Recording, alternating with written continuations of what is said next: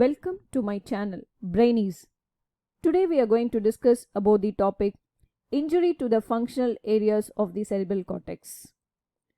A brief explanation about cerebral cortex. The cerebral cortex is the outermost layer of the brain and it is responsible for many higher cognitive functions. It has been divided into several functional areas. Each one is associated with a specific functions. Already I posted my last video on functional areas of the cerebral cortex. The cerebral cortex is responsible for the higher level processes of the human brain, including language, memory, reasoning, thought process, learning, decision making, emotion, intelligence, and personality. The functional areas can be broadly categorized into 4 lobes: frontal lobe, parietal lobe, temporal lobe, and occipital lobe. The functions of the frontal lobe. It includes decision making, problem solving, conscious thought, attention, emotional and behavioral control, speech production, personality, intelligence, and body movement. The functions of the parietal lobe includes sensory information, which includes the touch, pressure, pain, position, vibration, temperature. It also includes the spatial processing and spatial manipulation. That is, it is the ability to understand the three-dimensional space, such as how to navigate around the home or the town.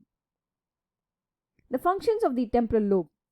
It includes the language comprehension, speech formation, learning, memory, hearing, non-verbal interpretation, sound to visual image conversion. Functions of the occipital lobe. It includes the visual processing and interpretation, visual data collection regarding the color, motion and orientation, object and facial recognition, depth and distance perception, and visual world mapping. Let us just see the injury of the frontal lobe. So the basic symptoms which happens when there is an injury or damage to the frontal lobe. The symptoms are memory issues, personality changes, problem solving, decision making issues, attention problems, emotional deficit, socially inappropriate behavior, and any changes in the behavior. Lack of ability to understand or express speech, that is aphasia, difficulty speaking, apraxia, weakness, paralysis, loss of muscle control on one side of the body, that is the flaccid hemiplegia.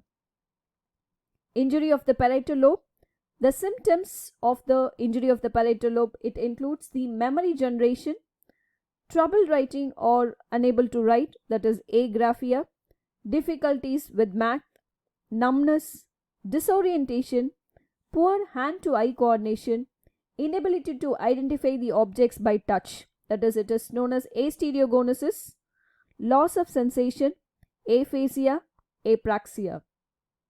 Injury of the temporal lobe. That is the symptoms which happens when there is a damage to the temporal lobe. It includes hearing difficulties, memory issues, difficulty recognizing the faces and objects, language impairments, that is such as Wernicke's aphasia, difficulties understanding the language. It includes epileptic seizures, developmental dyslexia, and Alzheimer's disease.